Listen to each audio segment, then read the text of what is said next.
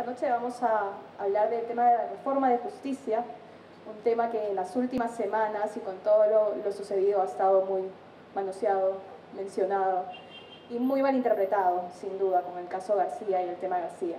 En esta noche nos acompaña el doctor Luis Pázara, quien seguramente hará un breve comentario sobre ese tema, pero su principal objetivo es abrir acá la discusión sobre el tema de fondo, la necesidad que tenemos hace tiempo de esa reforma de justicia largamente postergada y que se ha hecho tan difícil por diversos motivos y por diversos factores.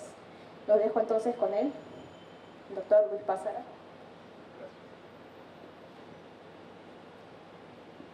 Bueno, yo le consulté a Javier para esta conversación que debíamos, cómo nos íbamos a centrar o enfocar, porque la idea inicial era conversar sobre los problemas de fondo de la justicia, ¿no? De la reforma.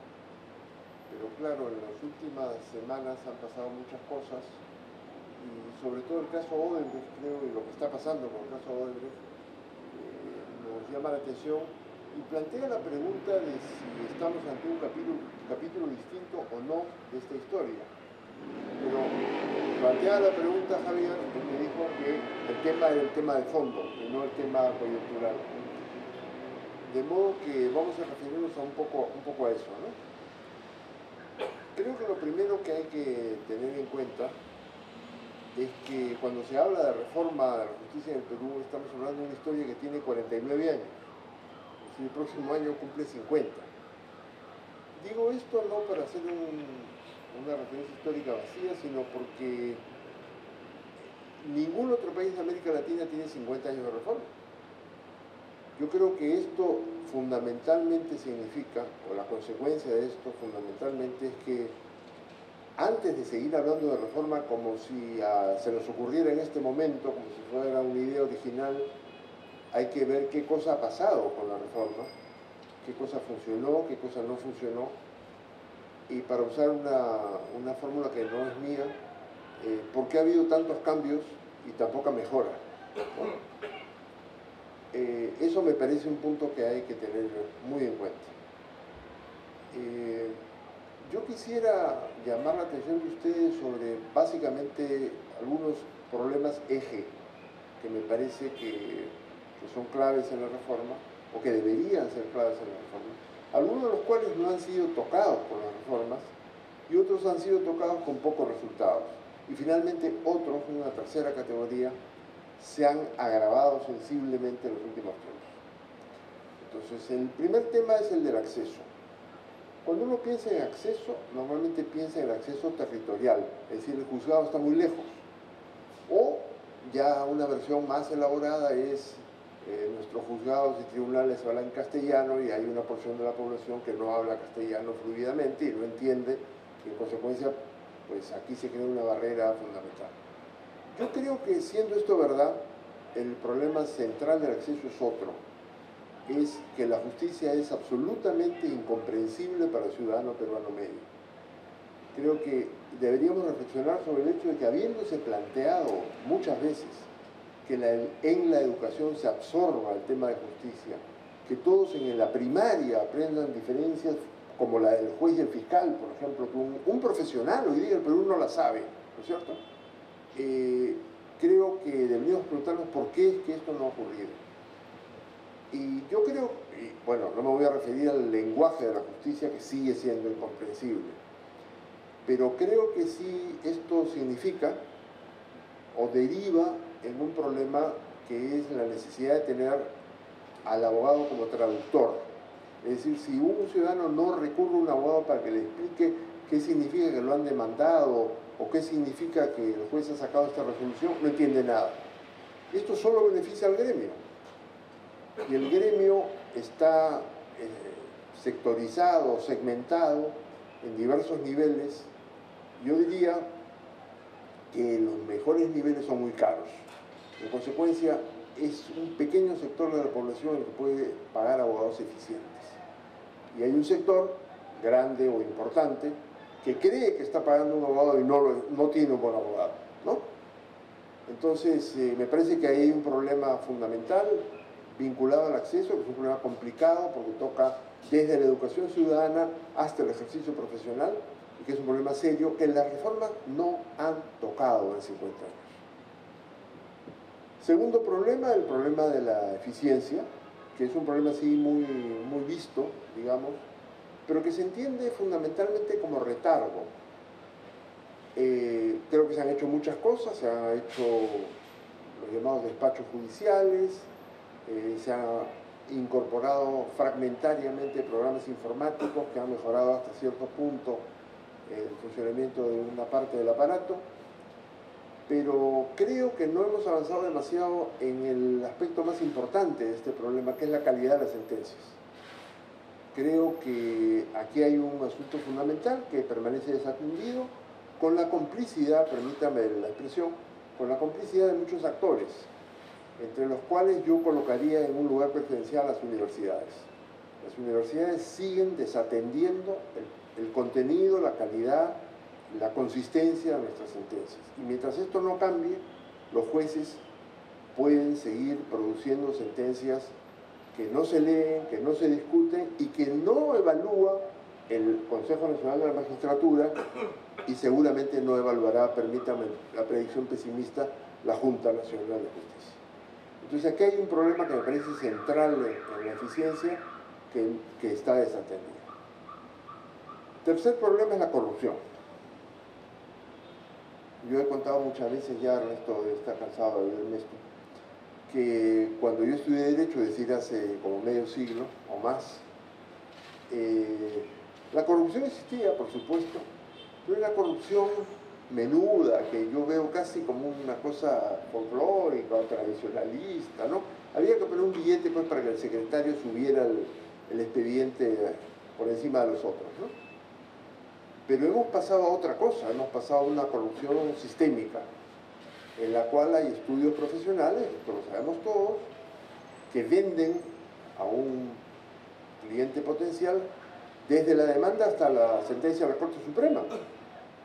Estos se llaman mafias judiciales, aunque la palabra lo ha aterrorizado al presidente Lecaros, pero son mafias judiciales, son tribus judiciales que han penetrado el aparato de justicia de una manera muy importante.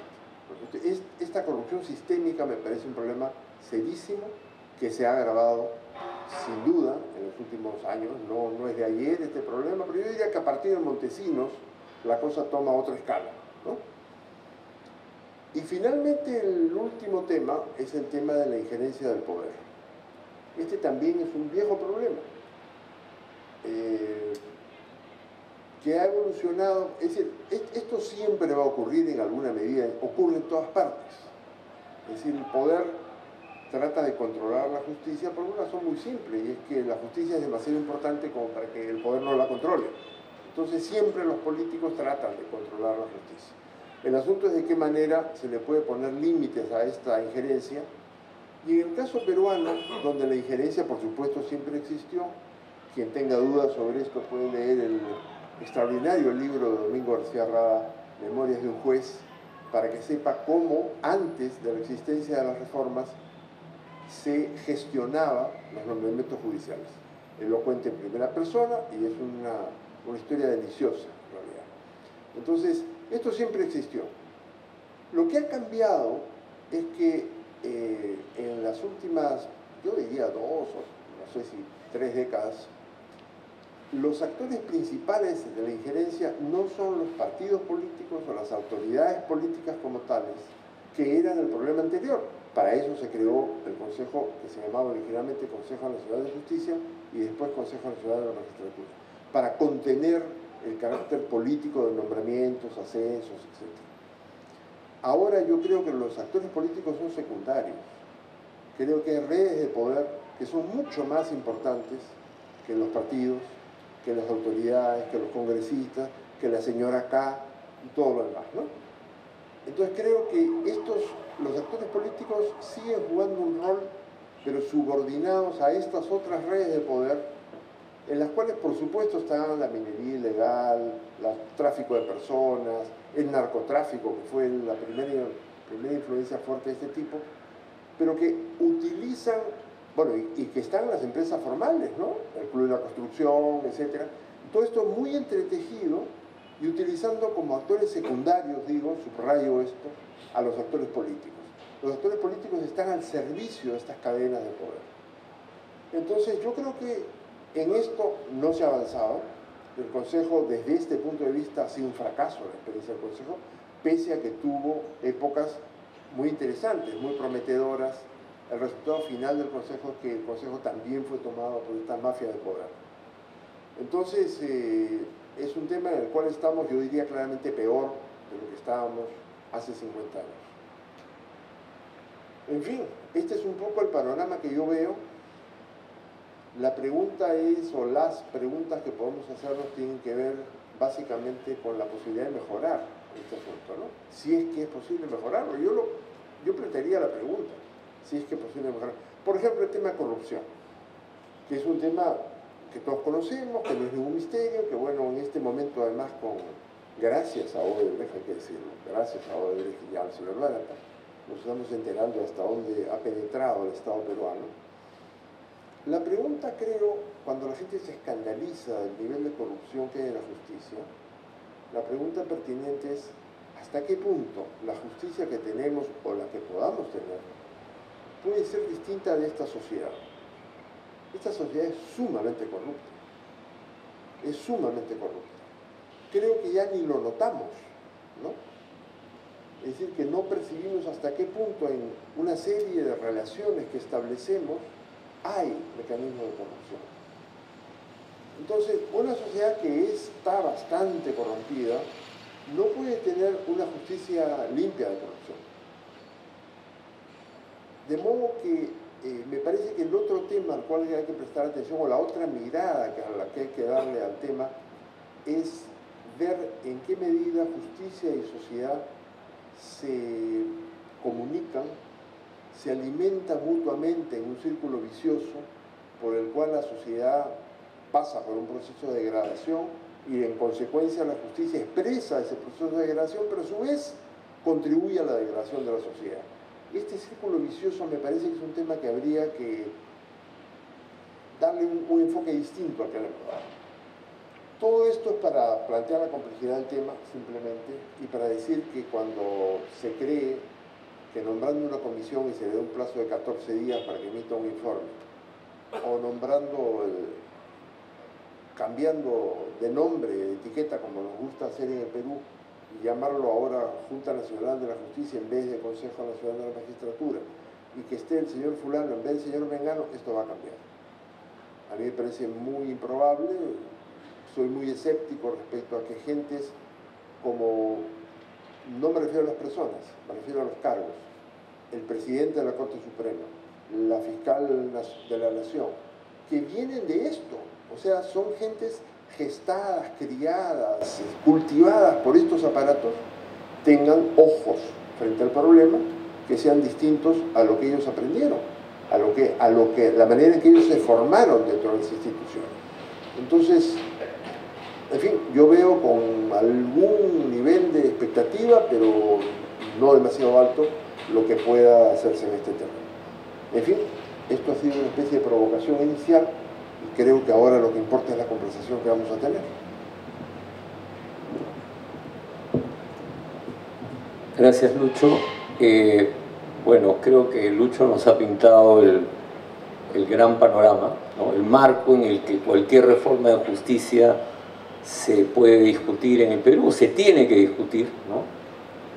Lamentablemente a veces se cree que con un proyecto de ley o una comisión, como ya lo ha señalado Lucho, o creando alguna nueva institución, se va a transformar el sistema. Y entonces la idea ahora es abrir la conversación, ¿no? Todos acá tienen diversas entradas al tema de justicia, han participado en diferentes iniciativas además, entonces la cancha está abierta. La idea es intervenciones de 3, 4 minutos para ir intercambiando y también si alguien tiene alguna pregunta para Lucho o para responder a sus provocaciones que conocemos de largo tiempo. No sé quién se anima para abrir.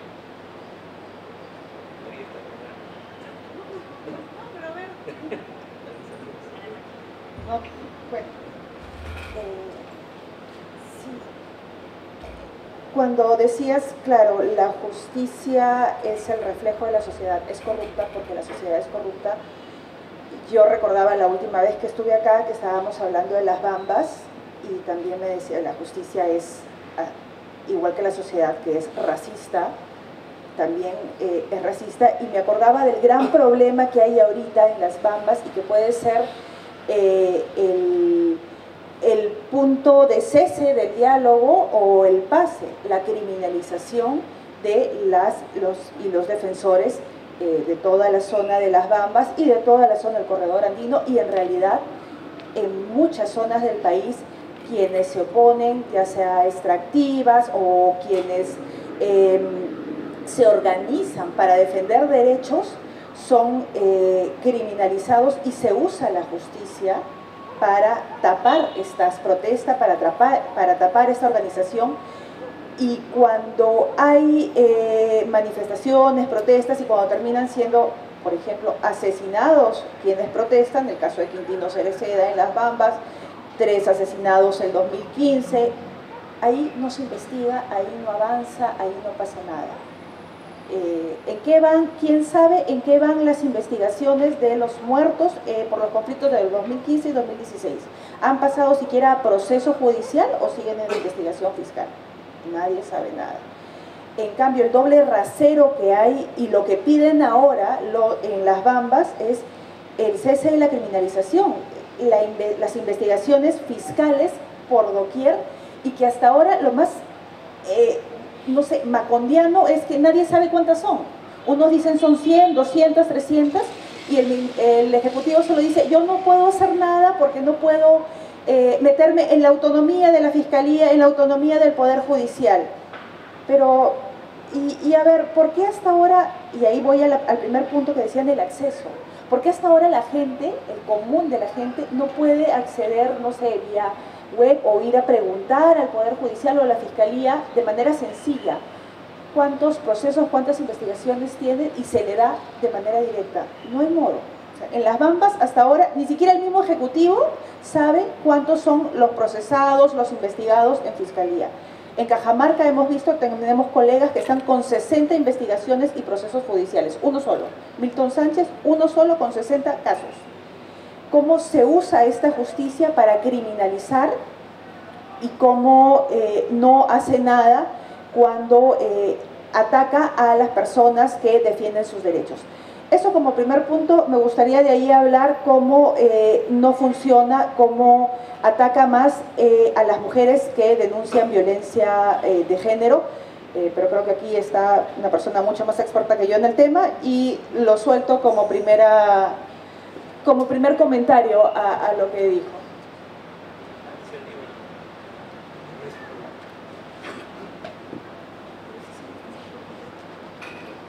A ver, estamos en el marco que se viene hablando de reforma hace mucho tiempo, y además que se avanzó en la nomenclatura, ¿no? Porque primero se hablaba solo de reforma judicial, después se habló de reforma del sistema de justicia, después se habló de reforma integral del sistema de justicia, y finalmente llegamos a nada, ¿no? Porque cuando ya planteas todo, en realidad no haces nada. Bueno, entonces la pregunta es, ¿por qué, sabiendo además una lista y un menú de hace muchos años de lo que tendría que hacerse para mejorar, creo que lo recogió muy bien la CEDIAJUS, pero no se avanza, ¿no? Es como yo siempre digo que es como la película de Buñuel, que cuando vas a dar el paso para salir te quedas ahí, ¿no? Entonces yo creo que es porque hay una gran alianza de sectores que no les conviene que haya una justicia independiente, poderosa, eficiente, con jueces y fiscales bien capacitados, propios.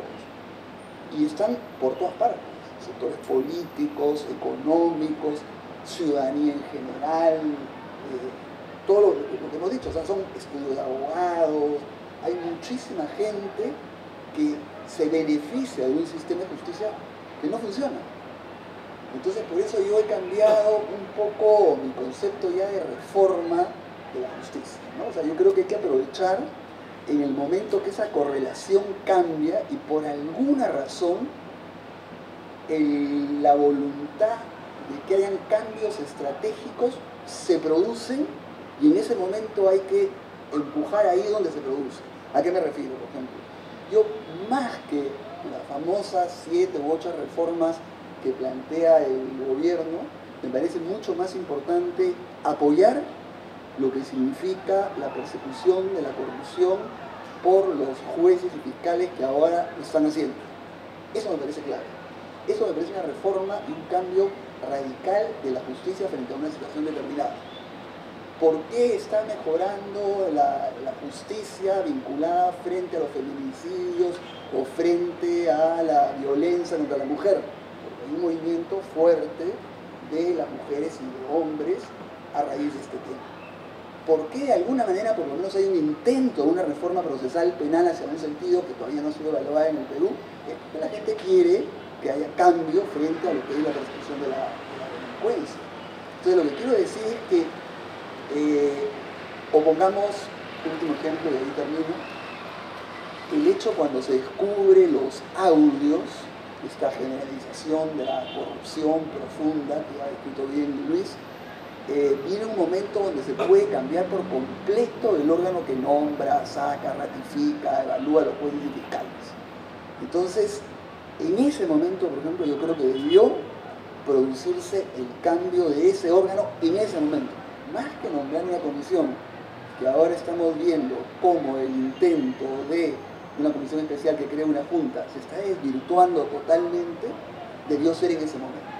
Entonces, para mí, asumo la idea siguiente: como hay un conjunto de sectores e intereses que siempre van a boicotear los intentos de mejoras en la reforma del sistema de justicia, yo creo que hay que aprovechar los momentos en que se gesta algún tipo de alianza o algún tipo de situación que va a provocar un cambio estratégico importante. Gracias. Digamos, en clave de revisar de alguna manera la data de esta locución de los residuos, los efectos de acceso, eficiencia, corrupción e injerencia son lo que hay que mirar, ¿no? Tengo la impresión que, y esto es ya más bien una pregunta, que tal vez tengamos que discutir un poco sobre qué acentos ponemos la mirada, o sea, dónde miramos o cómo medimos lo que queremos descubrir o describir como justicia o como problema de la justicia. Lucho en su primera intervención ponía énfasis en la cuestión de la calidad de la sentencia, que es una cosa que creo que es hiper importante y que creo que marca mucho lo que podemos llamar el producto institucional de la justicia. Al final del día hay toda una dimensión que la justicia está edificada para producir jurisprudencia, para producir todo un discurso sobre el sentido y alcance de las reglas legales y lo que es justo y no para otros y lo que debe ser castigado, ¿no? Pero creo que al costado está, por ejemplo, también la cuestión de la lectura de la justicia a partir de los casos críticos, ¿no? Bambas, corrupción, que da otro nivel de indicadores. En los 90, por ejemplo, la cuestión de los derechos humanos era un eje crítico para leer, y es todavía, y sigue siendo, porque hay un problema vinculado a la judicialización de los casos que describió la CBR y tal. Entonces, de un lado está, sí, creo, la calidad de la sentencia que lleva toda la cuestión de la formación y del producto institucional que elabora la justicia, y de otro lado está la lectura de los ejes críticos, derechos humanos, protección de mujeres, corrupción, por ejemplo, pero creo que también podríamos abordar una lectura basada en indicadores relacionados con el servicio que reciben las personas, ¿no?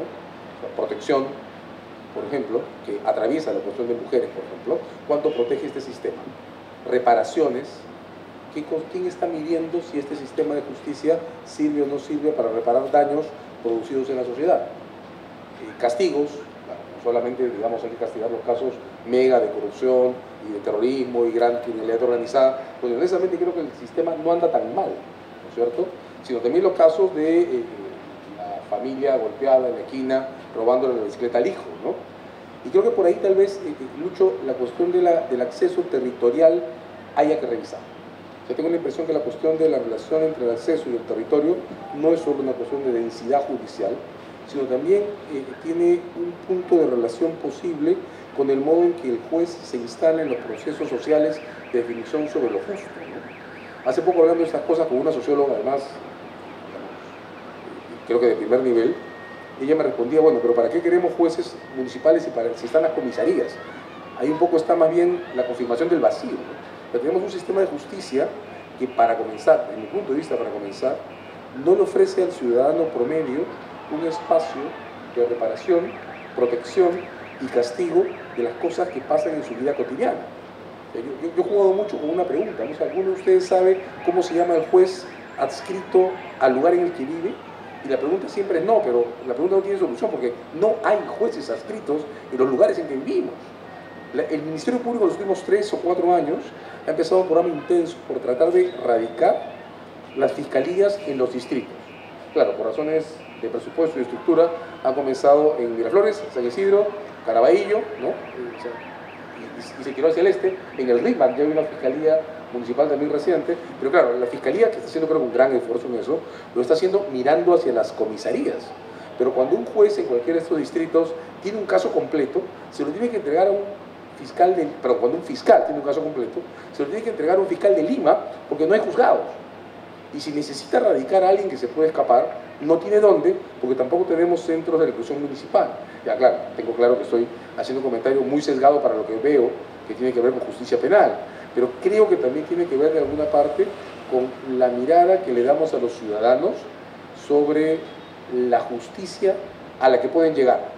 Porque es probable que el único nombre de juez que todos en la calle puedan repetir sea el de Concepción Carhuancho, lo cual está muy bien, yo creo que ha hecho un gran trabajo, pero no tienen un juez al que puedan acceder para resolver las disputas que se generan cuando los estafa un carpintero, que resulta que no era carpintero sino reducidor de cualquier otra cosa, o cuando le pegan a su hijo en el parque de la esquina.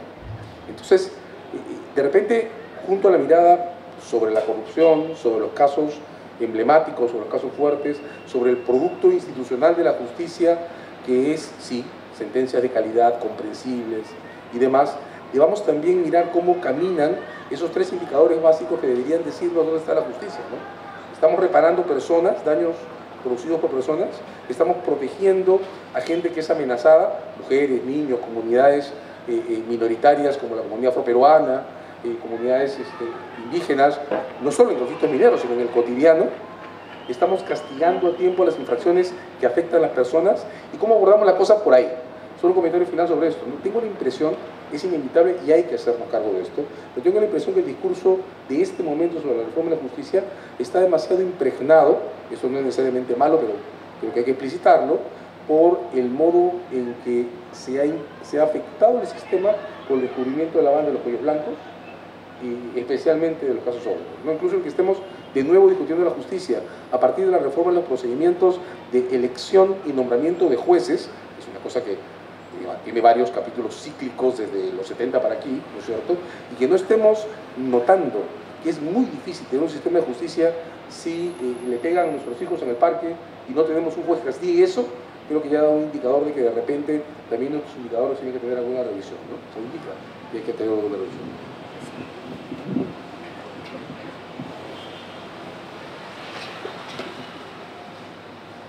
Hay tanto de qué hablar, ¿no?, en estos temas.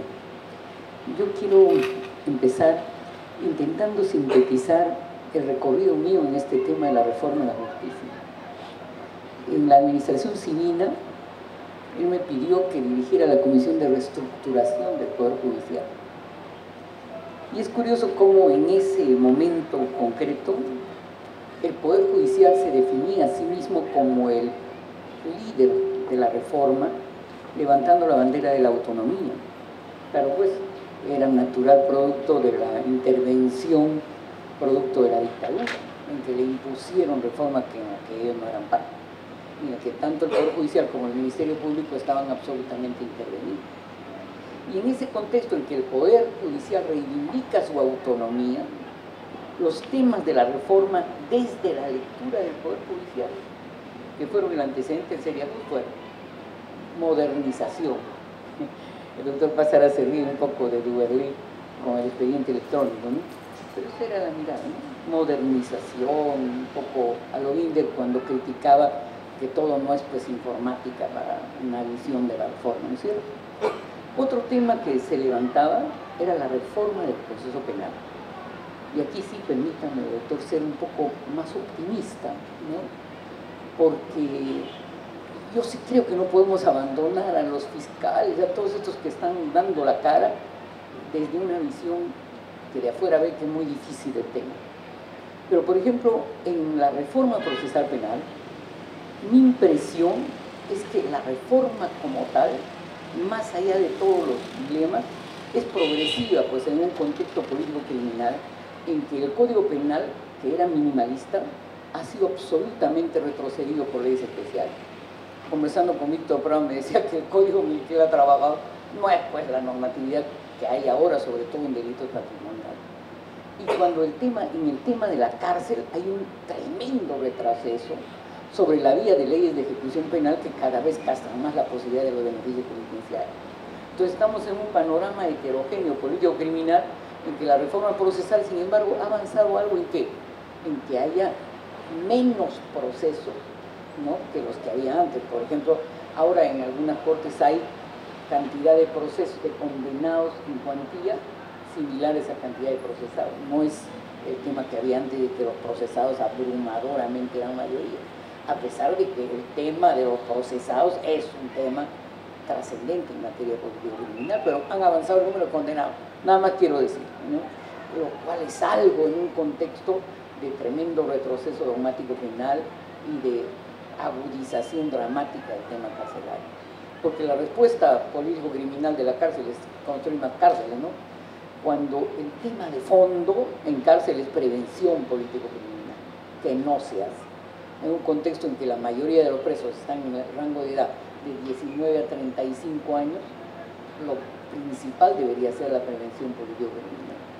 Entonces, en ese contexto también, en los tiempos de la Comisión de Reestructuración del CEDIAJUR, otra mirada era, hay que agilizar el tema de la gobernanza, la gerencia del Poder Judicial, hay que poner más administradores en el Poder Judicial, ¿no? Y bueno, hay que organizar el control, pero desde los jueces nunca ha cambiado lo que hasta ahora piensan, ¿no? El control externo no, el Poder Judicial debe ser el eje de su autocontrol y la sociedad civil debe participar, pero principalmente este es un tema del propio Poder Judicial, lo cual fue un tema de debate en CEDIAJUR, como conocemos. Se optó porque el control externo debía ser prioritario, por lo menos paritario, al control interno o en una instancia mixta del Poder Judicial. Esa era la mirada hacia aquí. Y la mirada de la corrupción, sí tiene razón, doctor, era de mecanismos de corrupción en el Poder Judicial. Alguien que es ahora vocal de la Corte Suprema hizo un muy buen trabajo de la corrupción en Arequipa, donde los escribanos decían que los corruptos eran los jueces, para los que ellos pedían la dádiva, los jueces decían que los corruptos eran los escribanos y los usuarios pedían más, ¿no es cierto?, en la prognosis de la remuneración para pagar la coima. ¿Qué ha cambiado ahora? ¿Qué ha cambiado ahora? Sí ha cambiado. Que la corrupción es menos micropolítica, podríamos decirlo de algún modo, y es más mafiosa, más grande, ¿sí? Efectivamente es cierto. Pero también es cierto que las mafias se enfrentan a veces a jueces que pueden cooptar, por ejemplo el caso de el que tú estabas, amigo, el día que fui testigo en el caso de los, ¿cómo se llaman estos narcos? De los Sánchez Paredes, me citaron como testigo, ¿no? Me quisieron hacer papilla, ¿no? Buenos abogados, no voy a decir quién, ¿no es cierto?, legitimados en el sistema penal. Bueno, claro, Roy y compañía, ¿no es cierto? Entonces, en fin, sí hay estudios cooptados por las grandes mafias del tráfico de drogas, de la trata de personas no me consta tanto, más bien hay abandono. Los jueces criminalizan, en vez de tráfico de personas, criminalizan proxenetismo o ayuda a la prostitución. Más bien hay ineficacia, incapacidad de aplicación de la política criminal coherente, aunque hay que reconocer un cierto avance del Ministerio del Interior en la persecución de la trata de personas, sobre todo en las áreas de criminalidad, en las zonas de Cusco, de minería ilegal. Pero también hay, y creo eso sí que hay que reconocer, también hay lo que en términos éticos se pueden llamar actores, ya no islas, ya actores de la integridad. O sea, ¿cómo podemos caracterizar al fiscal Bell, al otro fiscal a quien el pueblo lo quiere? ¿No es cierto? son pues actores que están promoviendo integridad. A Carhuancho, a quien le han hecho una tremenda campaña de incapaz, de inquisidor, ¿no es cierto?, de Torquemada, el pueblo lo quiere. El pueblo lo quiere, Carhuancho. Ahora, se define la posibilidad de reforma por el cariño popular, no necesariamente, pero yo recuerdo que desde hace muchos años la deslegitimidad política del Poder Judicial era aquello a lo que Sagüez nos incitaba a reflexionar.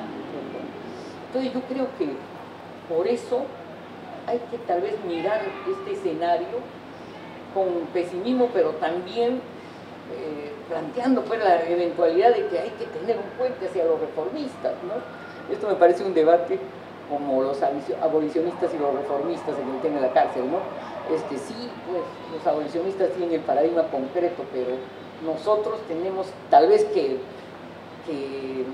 ensuciarnos los pies en la reforma, sobre todo en materia de cárceles, en materia de los ámbitos más dramáticos de la justicia penal.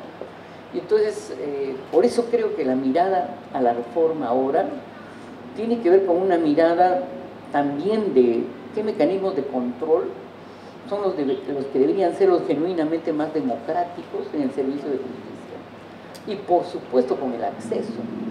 Yo sí veo que desde las audiencias que hace años hacía el Acuerdo por la Justicia y que iba a la región donde las mujeres no tenían ni capacidad de hablar bien sobre sus procesos de alimentos, ahora hay un avance.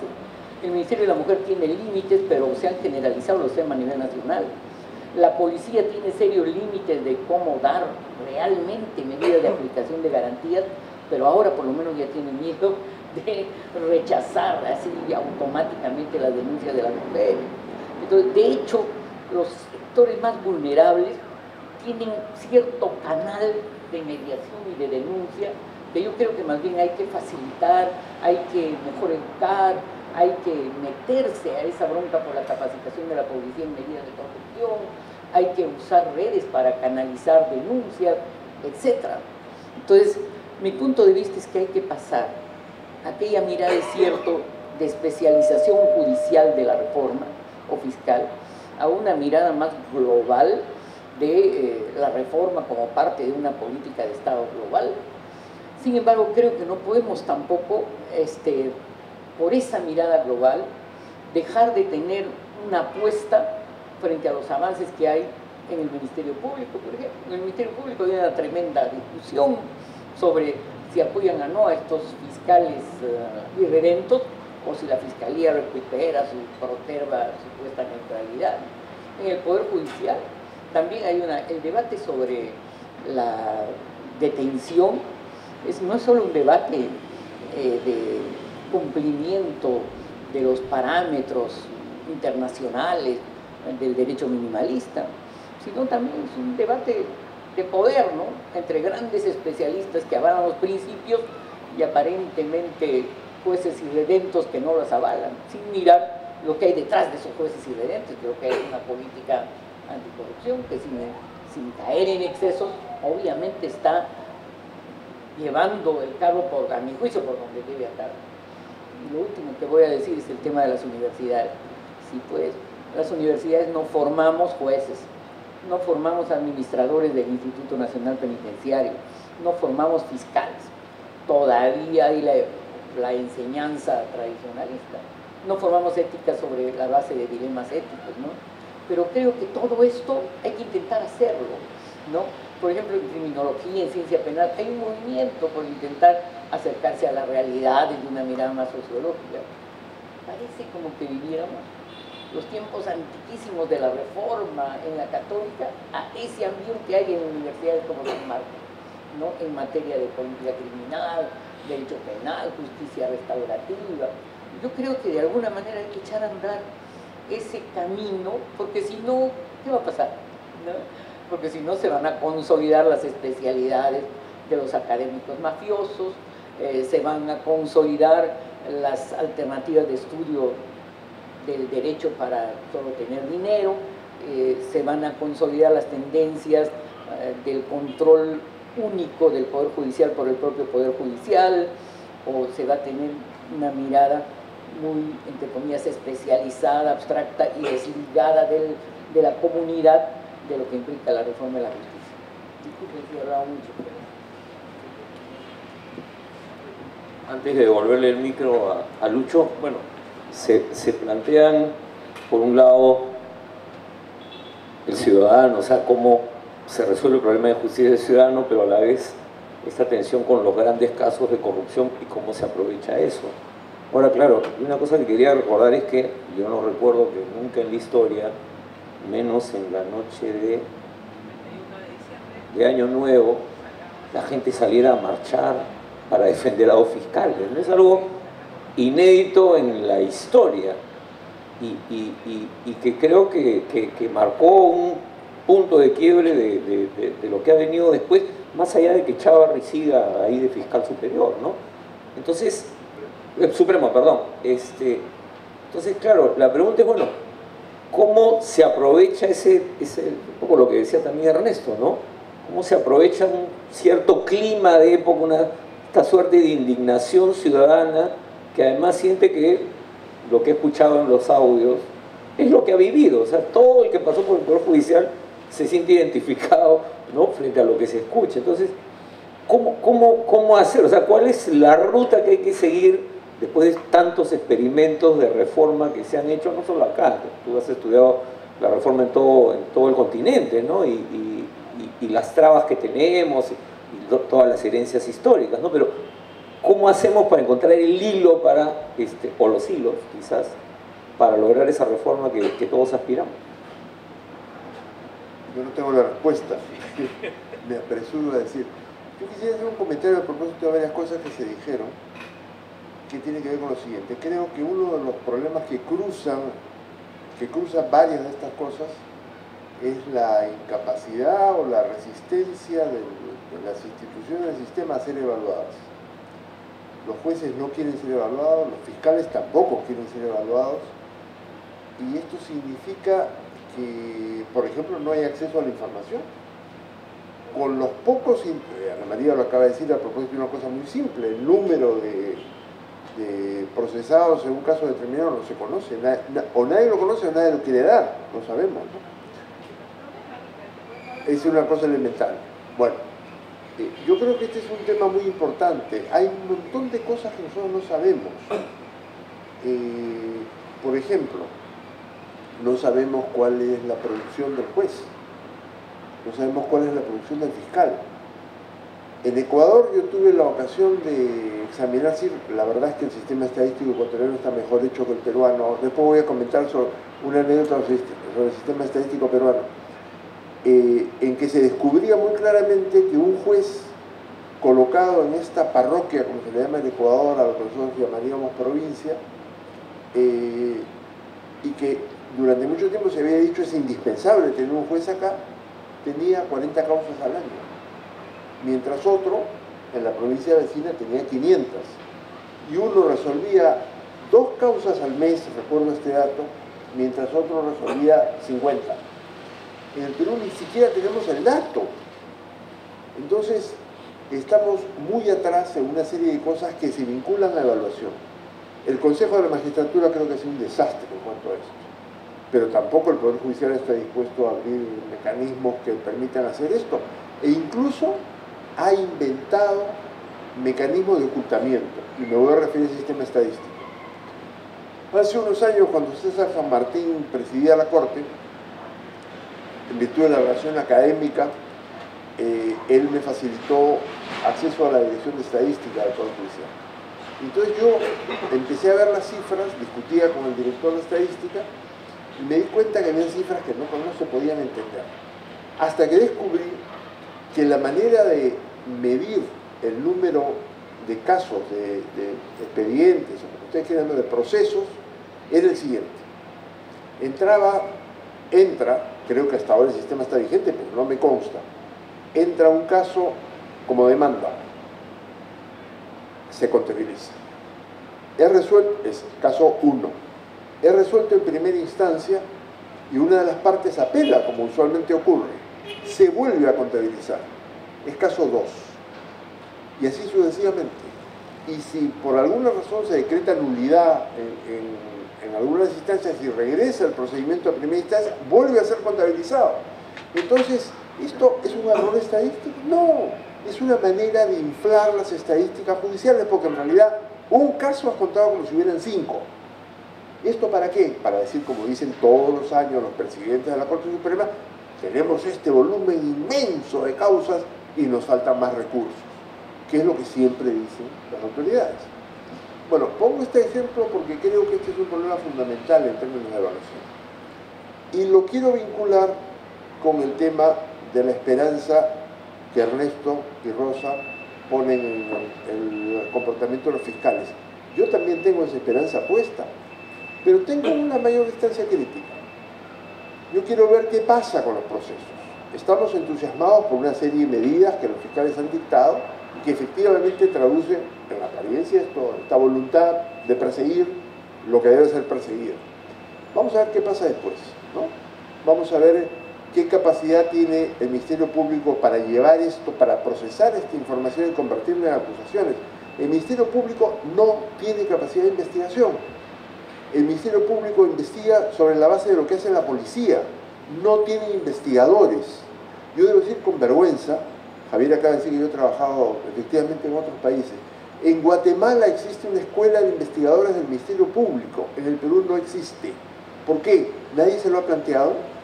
¿Nadie se le ha ocurrido la necesidad de tener no solo policías, sino investigadores civiles? Parece que no. El hecho es que yo creo que es muy difícil, y estoy poniendo no estoy imaginando ningún obstáculo de otro tipo, estoy imaginando simplemente el hecho de que los 4.000 folios que nos hemos enterado hoy día que Barata ha prometido entregar, no sé quién los va a leer, porque no hay capacidad del Ministerio Público para investigar. Y como acaba de decir Rosa, en las universidades no se forman investigadores para el Ministerio Público. Entonces, ¿de dónde sale la capacidad investigativa del Ministerio Público? No es solo un problema de recursos. Y finalmente esto lo ligo a un problema que me parece de los más serios que yo conozco en la justicia peruana, y es que los mejores abogados, los abogados más competentes, no quieren saber nada con el sistema de justicia. No solamente no quieren ser jueces o fiscales, sino ni siquiera quieren litigar. Como a César le consta, César es un abogado litigante, pero a César le consta que los grandes estudios de Lima, o muchos de los grandes estudios de Lima, derivan los casos. Cuando se llega al punto en que esto se convierte en litigio, prefieren que otro estudio se encargue del asunto. Es decir, no quieren pisar un juzgado. Aquí hay un problema muy serio, creo yo, porque nos condena, no sé si la palabra es imprudente, pero nos condena a un personal mediocre, que en algunos casos, en un sector determinado, son gentes que no han tenido otra cosa que hacer en la profesión. Esos son los que han concursado. Recordemos los concursos desiertos en el Consejo Nacional de la Magistratura porque no aprobaban con estándares mínimos las pruebas que se les colocaban. Aquí hay un problema serio que se alimenta, igual que lo decíamos hace un rato, y es que tenemos jueces mediocres que han llevado la justicia a un nivel de desprestigio muy grande y en consecuencia la gente más capaz que sale de las universidades no está dispuesta a hacer una trayectoria en esas instituciones. Me parece casi un problema límite de la justicia peruana.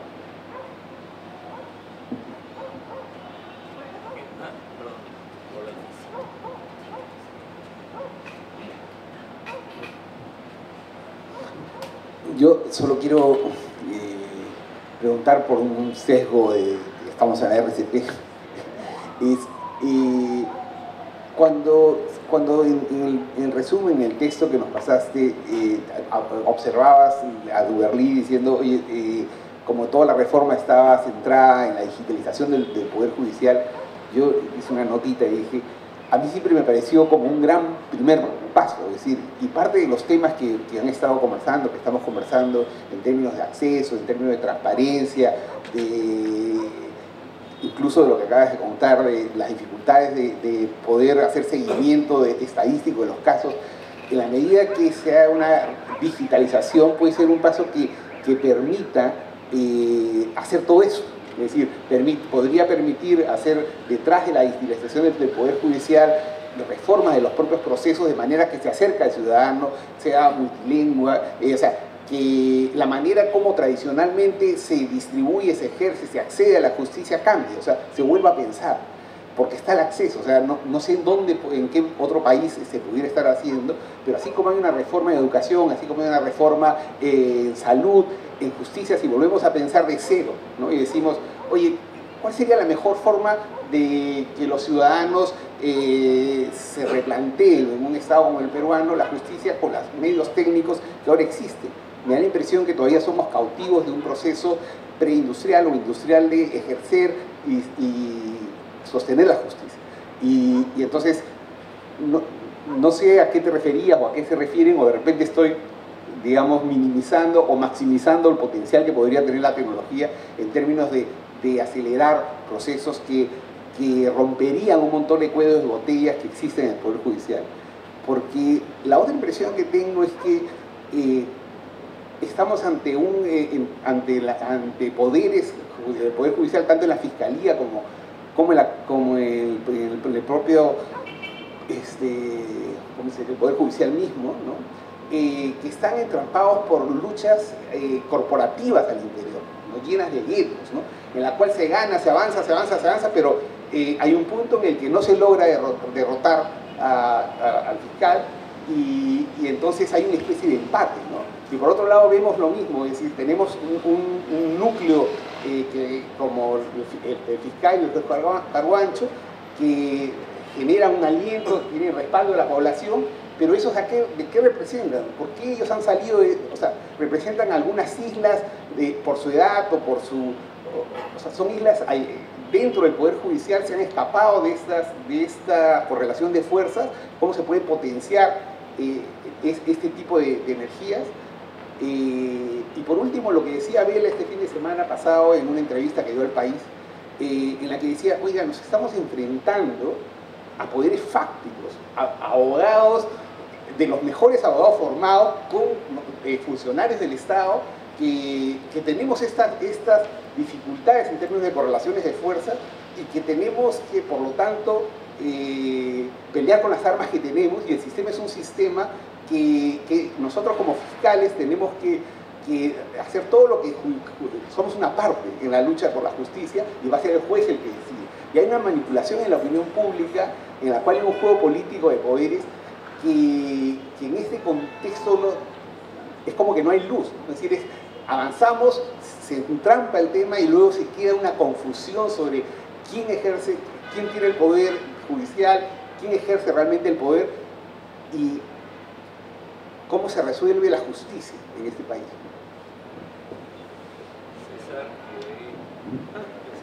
Voy a soltarme a Javier para que el ministro no lo tome. Yo sé que todos somos muy simpatizantes radicales del proyecto de ley que designa la libertad de elección de apellido a las personas, pero Richard se apellida Concepción, no Carguancho. No, Richard Concepción. Sí. Él ya ha dicho que a su padre no le molesta. Nos gusta por eso. Nos gusta, sí. Sí hay un sesgo de ensalzarlo por el Carguancho, pero más por la madre, así que eso está bien. Sobre la digitalización quiero decir algo que un amigo común, que era Alberto Binder, decía en otro contexto, ¿no? Yo recuerdo mucho una conversación en la que creo, Rosa, estoy seguro que estabas tú, en la que se discutía aquellos tiempos en los 80 finales sobre el abolicionismo, ¿no?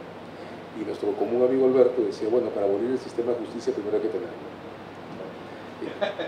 Yo recuerdo otra conversación en la que Lucho se molestó mucho con Alberto por ese radicalismo verbal, ¿no? Y Lucho le decía, eso fue en Santiago de Chile, tú le decías, Alberto, tú no puedes negar la existencia de un sistema que está solo porque no te gusta. Pero en los hechos, toda esta broma la hago, porque sí creo que hay un problema serio entre mediocridad, ausencia y ocultamiento. ¿De acuerdo? Ejemplos cotidianos, ¿no? Los jueces no dan citas, no usan agenda. Los jueces declaran, urbi et orbi, que atienden a las personas de 8 a 9 de la mañana. Y llaman a audiencia a las 8 de la mañana con una lista y 90 casos llamados para las 8 de la mañana. ¿Qué significa eso en términos de autoocultamiento?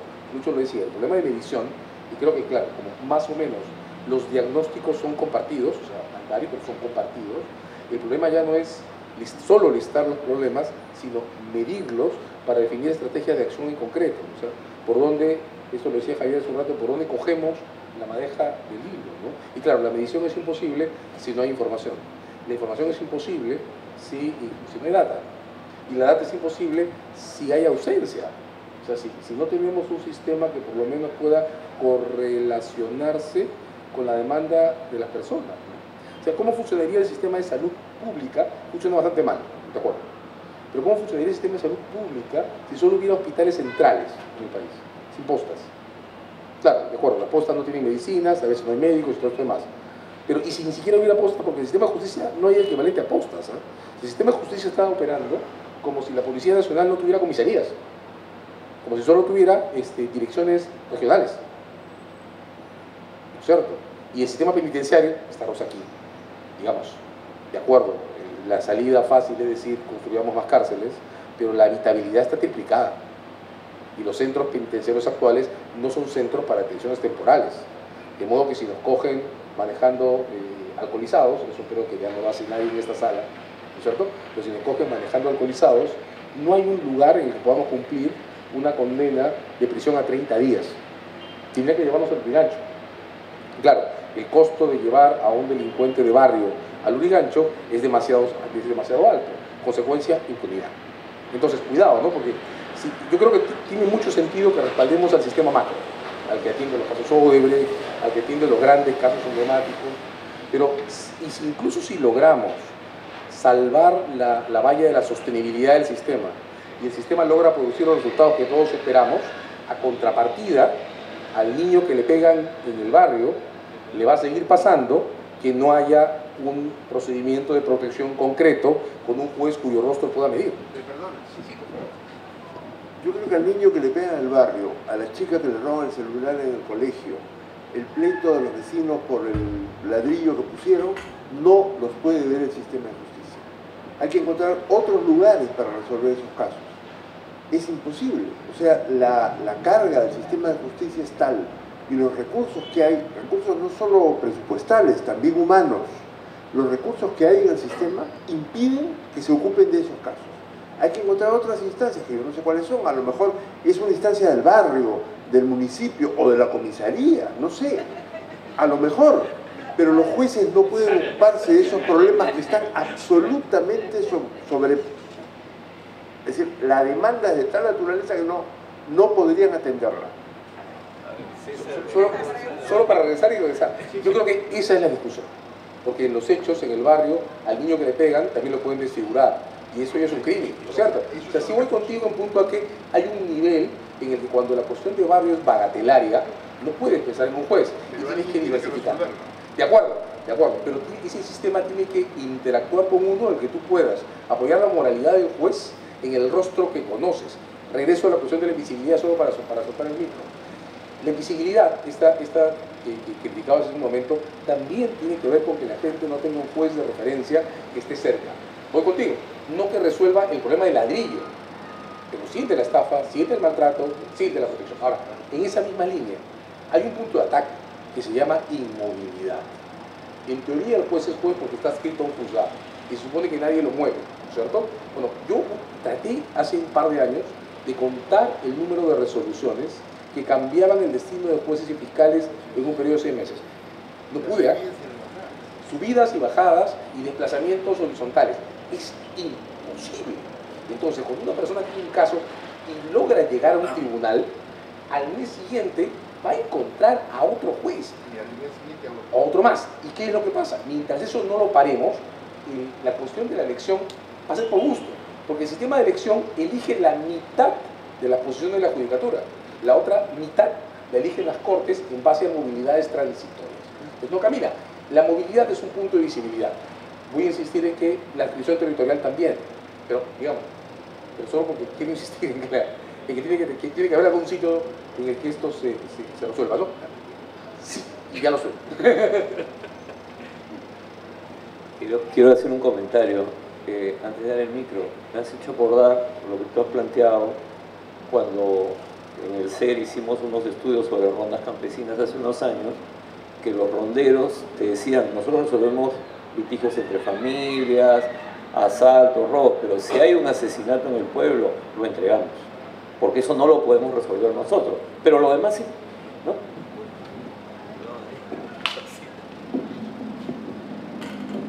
creo que también los nuevos tiempos nos están planteando frente a viejos paradigmas que están bien arraigados entre nosotros. Por ejemplo, la composición como alternativa siempre. Yo lo veo desde el punto de vista de género. Una mujer maltratada va a la comisaría, regresa otra vez, al otro día, después ya no regresa, es de pobre, pero digamos es una mujer terca, ¿no? Tiene que ir al médico legista. Sí, hay. Tiene que ir al médico legista. Duverly y Víctor Prado están orgullosos, por ejemplo, del centro que se ha planteado en Villa El Salvador, ¿no? Donde van mujeres denunciantes de todos los distritos de la zona. Entonces tiene Villa El Salvador, Villa María del Triunfo, todos los barrios del sur. ¿Eso qué ha significado? Ha significado un tremendo bloqueo de poco acceso que había antes en casos de maltrato. ¿Por qué? Porque hay una sola institucionalidad de médico legista. Entonces el médico legista, que no funcionaba tanto antes, ahora le paran mandando a la mujer a que regrese, a que regrese, a que regrese. Entonces va a ir en 6 meses o 5 meses. Pero para que haya prueba en el proceso de maltrato del médico legista, tiene que haber una comparación del primer maltrato que te hicieron con una revisión a los 6 meses. En consecuencia, no hay jamás prueba del maltrato en el proceso de la mujer golpeada. Luego de ello va a pasar a un juez de paz. ¿Cuál es la función del juez de paz? Componer, ¿no es cierto? Hacer que se pongan de acuerdo entre imputado y víctima, ¿cierto? Cuando llegan al juez de paz, la función es componer. Solamente pasan al juez penal cuando el maltrato es en flagrancia, ¿no es cierto? O sea, cuando le han hecho ya papilla, le han figurado la cara, cuando la falta es de naturaleza grave. Los jueces penales rechazan el juzgar todo lo que proviene de la ley 33 del Plata. O sea, yo lo veo en el proceso, no quieren, o sea, no, usualmente tienden a archivar esos casos, ¿no es cierto? Solamente le dan cauce cuando las lesiones son muy graves. Para ya no hablar de las denuncias, de garantías en la comisaría, que no tienen ningún efecto. En bueno más de lo que dice las Naciones Unidas de la víctima de maltrato, víctima 1, víctima 2, denuncia 1, denuncia 2, denuncia 3, denuncia 4 y al final feminicidio. Entonces yo por lo menos ahora estoy pensando que la lógica de componer, ¿no es cierto?, aplicar criterios de oportunidad, aplicar acuerdo entre imputado y víctima solo con una reparación, que no tenga una lógica de educación, de prevención, de sanción real al maltratador, es una lógica fatua, no tiene sentido, no reeduca realmente al maltratador, ¿no es cierto?, porque simplemente camina por presentarse a algunas instancias en larga data, y ahora incluso hay algunos fiscales en el sur que en casos de omisión de asistencia le obligan a la mujer a ir a ratificarse lo que ya el juez civil había sentenciado reiterativamente para poder trasladar al fuero penal. Lo que pretendo decir es que no hay una visión global sistémica de la problemática de la victimización de género, ¿no es cierto? Porque el espíritu es siempre terminar en un juez que arbitre y que pacifique, pero que no, ¿cómo puedo decir?, no reeduca al infractor, no le impone una educación seria que haga, pues, que neutralice su conducta posterior repetitiva. ¿Se puede esperar eso? Creo que se puede esperar de las medidas que aplique, por ejemplo, medidas de reeducación, de prevención, de escuelas de padres contra la violencia, ¿no es cierto?, de políticas educativas complementarias a lo que ofrece el sistema frente al maltrato. Porque lo que está ofreciendo el sistema contra el maltrato es nada frente al maltrato y al final feminicidio. Entonces, ¿cómo retrotraemos esto? Eso es lo que tenemos que preguntar. Y el sistema no lo resuelve absolutamente, pero tiene que, de alguna manera, auspiciar un viraje en esa materia, ¿no? Y así yo lo veo, por ejemplo, en infracción juvenil, ¿no? Tenemos un diagnóstico muy bien hecho de infracción juvenil en el país. El tema es que como no hay plata para aplicar políticas preventivas, ya imaginamos que el tratamiento es el padre chiquín agustino porque tiene un poco de presupuesto, ¿no? Pero no hay una visión total de Estado de prevención político-criminal en el ámbito de los gobiernos locales y regionales. Entonces yo creo que si hablamos de la reforma de la justicia, hay que hablarlo también en el ámbito de una reforma de políticas públicas que tienen que ver con que el servicio de justicia le dé verdaderas salidas sobre todo a los seres vulnerables, por ejemplo a las mujeres. Yo nunca he estado por un ultracastigo de los infractores ni nada por el estilo. Soy dialécticamente minimalista en esas materias, ¿no? Pero hay un tope, pues, porque no se puede estar eternamente minimalista y eternamente reparación simbólica cuando no hay en realidad una reeducación generacional que parte de la escuela, pero que también tiene que mirar a los infractores. En fin, discúlpenme esto, pero creo que es necesario hablarlo, porque ya siempre levantamos paradigmas de acuerdos reparatorios, sistémicas y otras sistémicas, políticas de composición. Por supuesto sí, ¿no? Pero también dentro de las políticas de control tienen que haber políticas educativas de verdadera reintegración social. Una frase. Me parece que hay que tener claro, y la intervención de Rosa me plantea esto, lo que depende del sistema de justicia y lo que no depende del sistema de justicia. Los maridos maltratadores o los hombres maltratadores no pueden ser extinguidos mediante el sistema de justicia. Es una ilusión. Los jueces no pueden reeducar a nadie. Los jueces tienen una función en el sistema penal que es castigar. Cuando hemos llegado a ese punto, bueno, si no castigan es otro problema, distinto. Pero esperar que los jueces dicten medidas de reeducación cuando no hay un sistema de reeducación en el país, me parece demasiado pedir a la justicia. Creo que tenemos que saber qué se le puede pedir al sistema de justicia y qué depende de otras instancias. Aparatos elementales básicos de regulación. Curioso porque la única sentencia que hay de violación sexual en el conflicto armado, a pesar de que tenemos 5.000 casos, más de 5.000 casos de mujeres registradas en el RUF, o sea, el Estado les ha dado su papelito y les ha dicho, sí, tú eres víctima de violación sexual en el conflicto armado. Sin embargo, no tienen sentencia. Y la única sentencia que hay habla de medidas de reeducación para el agresor, ¿no? O sea, le da al agresor que tiene que ir a atención psicológica y demás, cuando debería centrarse más en la víctima.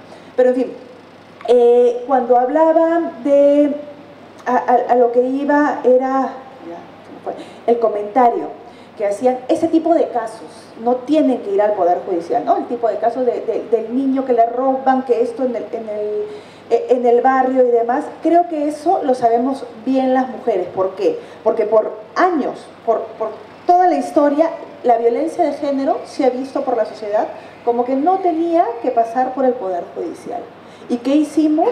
Lo mediatizamos, salimos y ha sido, pero olas fuertísimas para que esto se entienda. O sea, primero ha sido en la sanción social mediática por redes y todo, para que se entienda de que esto sí lo tiene que ver, sí es un problema grave y tiene que verse en el Poder Judicial, pero ahí sí yo soy un poco menos, tengo menos esperanza que tú, Rosa, porque no veo los avances.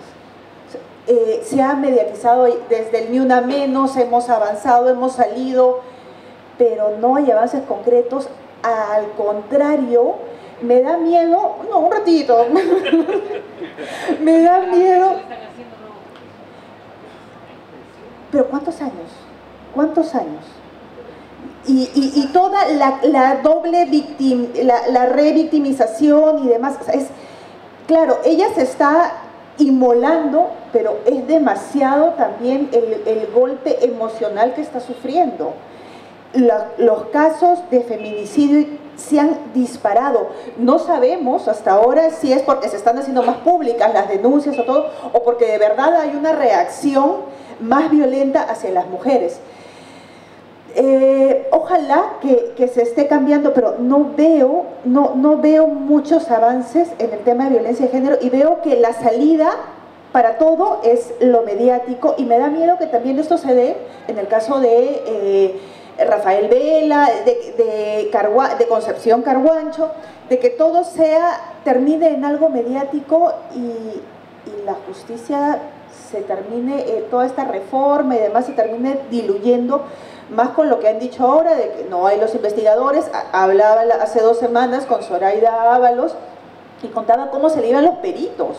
No hay peritos, y la capacidad que hay para investigar los casos de derechos humanos es terrible. Entonces, hay salida, no sé, por todo lo que dicen, algunos los veo muy esperanzados. Yo cada vez, como trabajo de repente, por ejemplo, con las comunidades afectadas por derrames de petróleo, una sola sentencia, todo Petroperú, todo Pluspetrol dice son cortes de los comuneros, son cortes de las comunidades, pero una sola sentencia que haya de alguna sanción a alguien que haya cortado, no hay sanción penal, porque la mayoría es por casos de corrupción y no hay sanciones a las grandes empresas.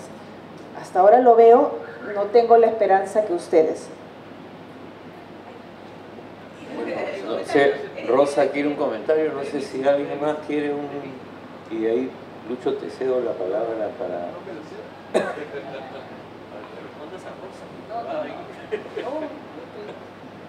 Por si acaso, quien me ha visto muy esperanzada, no lo estoy tanto, quiero decir de verdad. Justamente porque no lo estoy tanto, es que quiero imaginar qué cosa se debe hacer de verdad para apoyar a la mujer maltratada. Porque el servicio de justicia tiende, pues, en la lógica de la composición, a un proceso que en realidad es ineficaz y termina simbólico. Entonces, ¿qué se puede hacer intrasistemáticamente? Llevarlo todo a la justicia comunal. Hace miles de años hicimos un evento en Puno, donde las mujeres no tiraban abajo nuestro cartel de Manuela Ramos: si alguien te pega, denúncialo, ¿no? ¿Por qué? Porque decían, no hay que denunciar en la comunidad, ahí se decide, ¿no? Pero lo que pasa es que ahora la ciudad es bastante más grande que la comunidad. Y entonces hay un numerosísimo procedimiento de mujeres que denuncian ineficazmente, y eso termina simbólicamente. Entonces, hay que imaginar propuestas que dentro del sistema de alguna manera hagan retroceder. No se va a resolver desde el servicio de justicia el drama del maltratador, pero sí se puede ir creando casos que ejemplifiquen en los entornos locales tratamientos a maltratador, ¿no es cierto?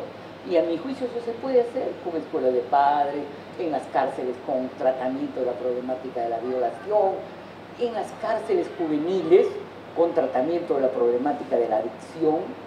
Los jóvenes, pues, para delinquir roban y se drogan para delinquir, ¿no? Y entonces, por ejemplo, es escandaloso que a Devida le den una millonada de plata y no haga elementales programas de prevención en las cárceles, que tienen que ver con cárceles productivas, que ya que está haciendo, y que están funcionando en jóvenes infractores. No pues como quisiéramos, pero están funcionando. Entonces, desde mi punto de vista, en materia de maltrato, no basta pues con la sensibilización, con ni una menos. No, hay que crear alternativas sociales contra el maltrato. Por ejemplo, la construcción de una mentalidad masculina no maltratadora desde la educación, pero también hay que desarrollar casos emblemáticos contra maltratadores y contra violadores. Y eso creo que sí tiene sentido hacerlo. En otras palabras, la reforma se justifica en materia de género, sobre todo cuando se mira que, por ejemplo, en trata de personas no hay pues aplicación de sentencias de verdad, ¿no es cierto?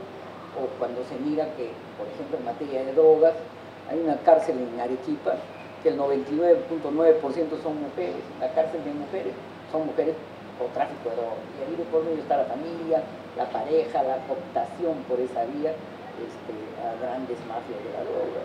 Entonces, por eso yo creo que hay que ir haciendo diagnósticos sociológicos serios que tengan alternativas también en el ámbito de la sanción, para que el derecho penal no sea simbólico, que sean proporcionadas, sí, pero que se apliquen sanciones, porque también es una forma de mensaje social.